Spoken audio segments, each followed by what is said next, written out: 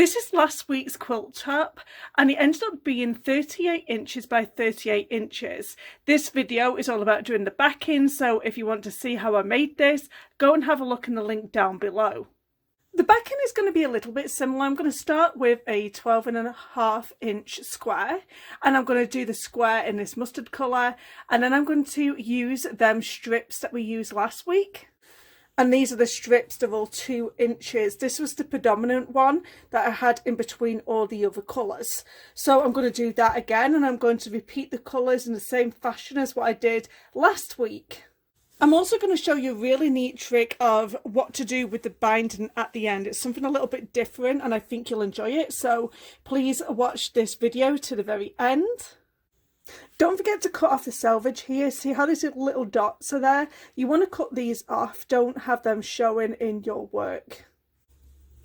So remember, whenever I sewed one end at the bottom, I did the other end at the top. So if you did the side, just do the 2 sides first and then sew the tops. So basically you are going to get your strip and leave it the whole length. Don't bother cutting it. And you can grip it with wonder clips or pins, whichever, or you can just take it over to your sewing machine like this. And we are just going to sew this into place. Now you end up with something like this, and basically I just keep it folded over. You probably better off doing it from the other side because you can clearly see where it ends. And then I just cut it. Saves a little bit of time. And then I'm just going to do the other side and sew this into place, right sides together. I took it over to my iron and I pressed it into place. You're always better pressing as you go, and then I can concentrate on sewing the top and the bottom parts. This is exactly the same as what we did last week. I'm just starting off with a bigger square, and now I'm going to start alternating the colours exactly like they were for the top of the quilt. I am going to make this quilt backing a little bit bigger than the top of the quilt because your quilt backing always has to be bigger than the top. So this is a quilt backing all complete, and I added this additional section on, and this is going to create the quilt binding that I'm going to show you. I am now going to create the quilt sandwich. I have lots of videos on my channel. I have over 200 videos, and I have one for sure that shows you how to create a quilt sandwich. So you can go and watch that one. I'll link it in the description box down below.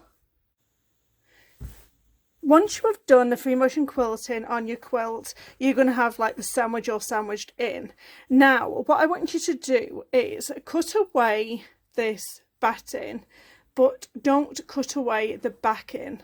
So pull the backing away to one side and then cut the batting away parallel to the quilt top.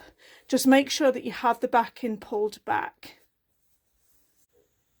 Now you should have something that looks like this. So this is the top and then this is the backing. And what I'm going to do is going to cut away a little bit of this top piece because in one area I didn't allow myself enough room, and I'll show you. See this here? I didn't allow myself enough, so I'm going to have to cut into some of this top in order to create this binding here. So I'm just going to cut away some of this and it'll be fine. Now this is the fun part of creating this binding. So this is the excess of the backing of our quilt, and basically we're going to fold it over and then fold it over the top again to however you like it to be, narrow or thick. And then you're just going to get your wonder clips and clip it into place. I basically used this serpentine stitch to attach the binding to the top of my quilt, and if you would like to know the stitch number for this, it is number 52 if you're using the Baby Lock Soprano. So let's finish this up and get the other 3 sides complete and see what it looks like. This is the reverse of the quilt, and I knew I wasn't going to be able to match the quilting up on the back as what I did on the front. However, I did do stitch in a ditch and I made the quilting square, and as you can see the lines didn't fall within the lines that I've done on the front. I'll just flip it over. And this here is the front of the quilt. I hope you've enjoyed the video. Don't forget to hit that subscribe so you don't miss my next video. Thanks guys, bye.